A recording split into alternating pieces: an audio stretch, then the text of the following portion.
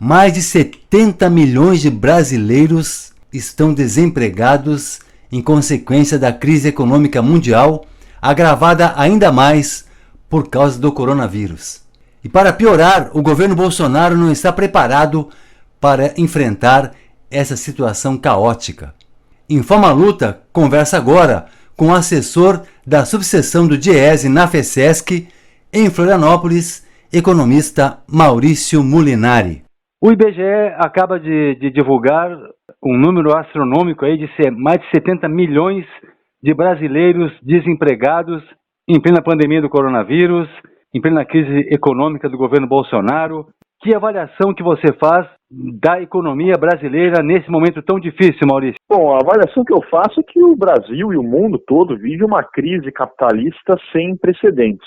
Se a gente for ter alguma base de comparação, talvez a crise de 1929 tenha sido de proporção semelhante ao que vivemos hoje. Já havia estimativas de que o desemprego cresceria, porém os dados estão revelando que está crescendo de forma ainda mais acelerada e não há nenhuma perspectiva de retomada do crescimento ou qualquer outro discurso que vem sendo feito pelo presidente Bolsonaro. Pelo contrário, a estimativa é de que a situação piore bastante. E não é um fenômeno produto apenas do coronavírus.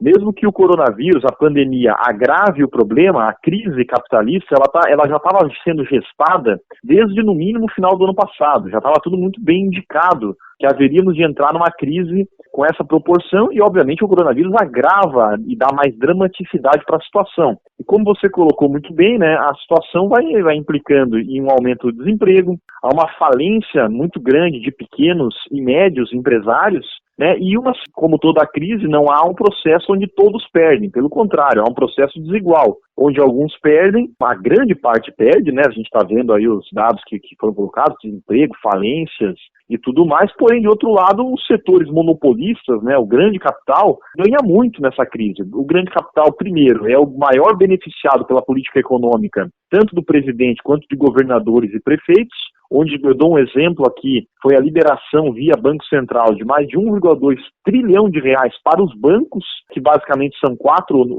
se não muito 5 bancos do Brasil, e de outro lado, linhas de crédito suculentas que estão sendo concedidas para os grandes negócios, para os grandes empresários.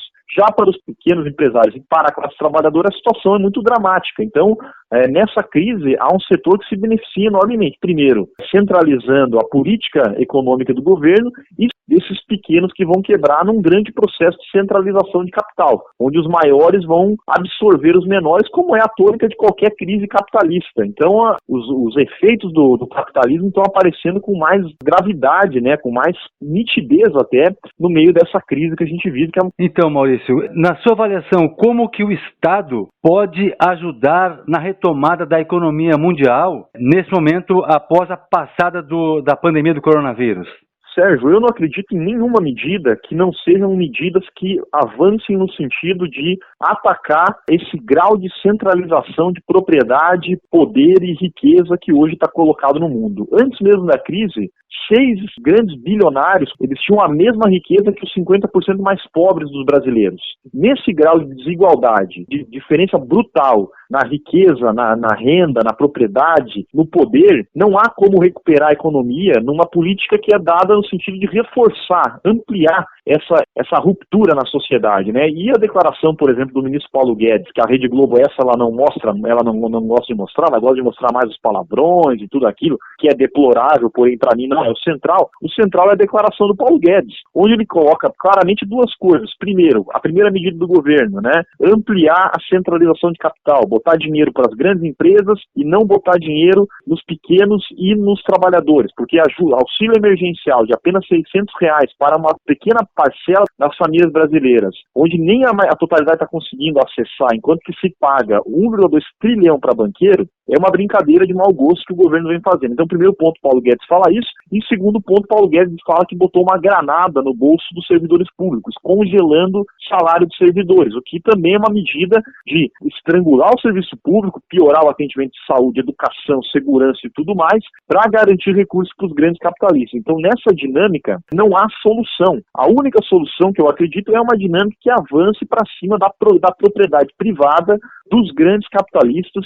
Sem isso, não há solução. O que a gente vai ver vai ser um agravamento de todas essas mazelas aí que a gente já está observando que vão crescer. A gente vê nitidamente nas ruas das cidades a expansão do número de moradores de rua, as filas que se acumulam na frente da Caixa Econômica em busca do auxílio emergencial ou de qualquer outro tipo de benefício. Correndo risco de contaminação, inclusive, né, Maurício?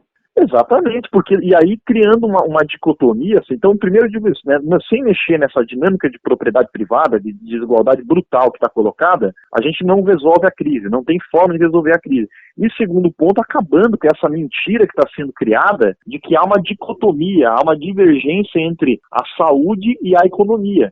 Sendo que não há nenhuma divergência. A economia é justamente a produção das mercadorias que são a vida das pessoas, é a água que a gente bebe.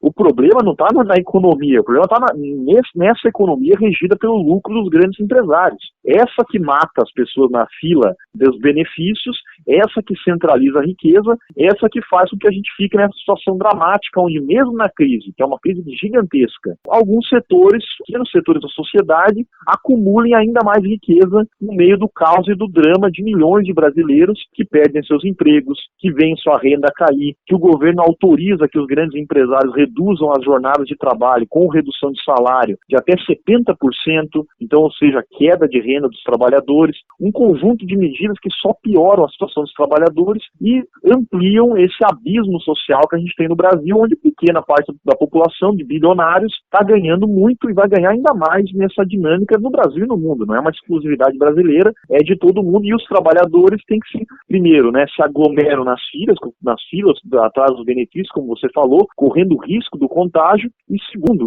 nas grandes empresas não param em nenhum momento. Por exemplo, as fábricas das agroindústrias de Santa Catarina não pararam em nenhum momento e viraram o epicentro do contágio e da contaminação do coronavírus por todo o estado de Santa Catarina, no sul do Paraná, norte do Rio Grande do Sul. Exatamente. E até chegando nas fronteiras. Então, os trabalhadores são os mais vulneráveis, perdem na economia, perdem na saúde, enquanto que os bilionários ganham na economia e ganham na saúde. Então não há oposição entre economia e saúde, há oposição entre os grandes capitalistas e a massa do povo brasileiro.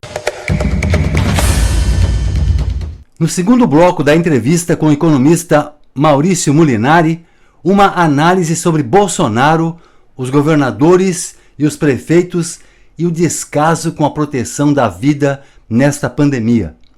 Ele fala também sobre a necessidade de organizar a classe trabalhadora para combater esse governo autoritário. Bom, nós estamos conversando com o companheiro Maurício Molinari, que é economista, assessor da subseção do DIEESE na FECESC.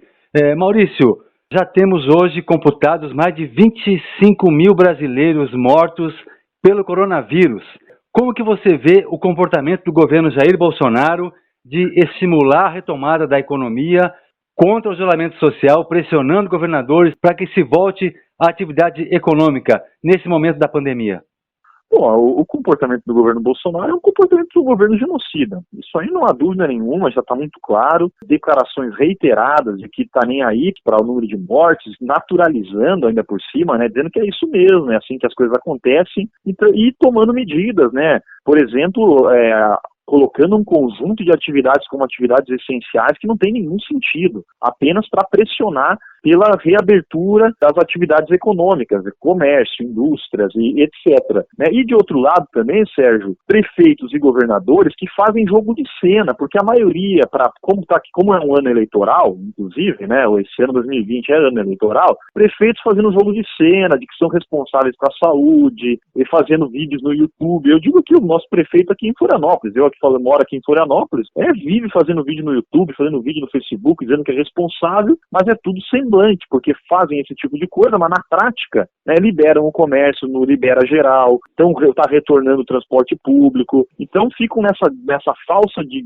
disputa, porém todos articulados no essencial, que é liberar geral, né, na ideia de que retomando as atividades econômicas vai ser superada a crise, que é uma ideia falsa, porque o problema dos negócios, né, especialmente dos menores, não vai ser resolvido com a retomada das atividades. Isso aí as pessoas têm que ter clareza disso, porque ao retomar as atividades, primeiro, a demanda está na lona. Como você falou, o desemprego se expandindo, a queda da renda, congelamento do salário do setor público, isso tudo para os setores que vivem do consumo interno, né, do consumo dos trabalhadores, como o pequeno comércio, por exemplo, não vai haver retomada ao voltar à atividade. Pelo contrário, vão só aumentar seus custos, vão submeter seus trabalhadores ao risco do adoecimento. Isso aí, então, é uma grande falsidade de que a retomada da atividade econômica vai sustentar o problema. O problema não se resolve dessa maneira. Como eu coloquei no início, o problema se resolve enfrentando a dramática ruptura que há no Brasil entre os bilionários grandes capitalistas e a massa da população. E resolvendo isso, nem presidente, nem governadores, o nosso governador aqui, por exemplo, se coloca totalmente a favor das agroindústrias, por exemplo, né, inclusive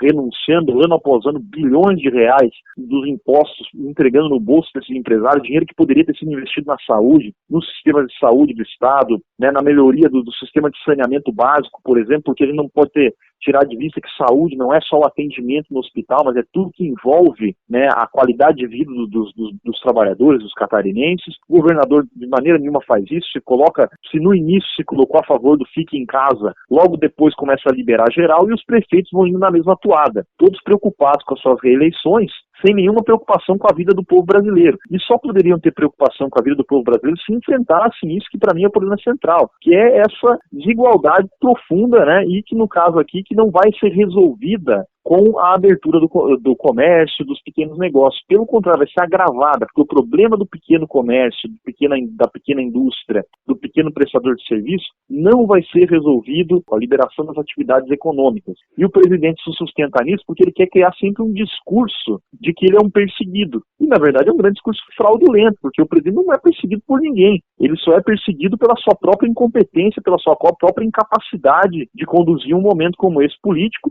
e pelos seus compromissos, porque é um presidente que disse que vinha mudar tudo que estava aí, falou que vinha mudar, que ia vir resolver tudo, está atolado em corrupção e, de outro lado, está comprometido com os grandes empresários, com os grandes bilionários e esses que condicionam suas ações. Então não veio para mudar nada do que estava aí, veio para reforçar tudo que estava aí e para agravar ainda mais a vida do povo brasileiro. Então, Maurício, cada vez mais o governo Bolsonaro se aproxima de um Estado autoritário, arbitrário, inclusive se aproxima do discurso nazista. Como que você vê a capacidade da sociedade brasileira de se opor a essa intenção do governo Bolsonaro de se tornar um governo ainda mais arbitrário e nazista? Sérgio, exatamente. A pretensão, uma coisa é a pretensão, né?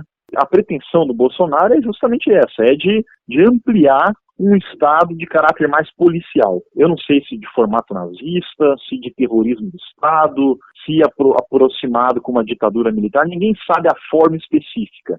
A gente sabe apenas que o governo Bolsonaro tem uma clara pretensão de ampliar as medidas restritivas no sentido dos direitos políticos. Essa é a tônica do governo Bolsonaro e ele vai construindo um discurso e preparando as bases exatamente para isso. Então ninguém tem ideia, não tem dúvida dessa pretensão. Entre a pretensão e a realidade, transformar em realidade, está a luta de classes, está a luta dos trabalhadores. E como a gente pode, inclusive, se colocar nesse processo, inclusive conseguindo, né, no meio desse caos, no meio dessas contradições profundas, organizar os trabalhadores. Esse é o ponto central. Nós, né, que somos militantes, que temos compromisso com o Brasil, compromisso com o povo brasileiro, vamos conseguir utilizar desse momento de crise, de profundas insatisfações que a classe trabalhadora está colocando, né, os trabalhadores no drama do contágio, no drama da perda do emprego, no drama da queda salarial, conseguiremos ou não organizar esses trabalhadores, porque eu só acredito em uma única forma de reverter esse quadro, porque daí Bolsonaro, ele não é uma novidade também, né,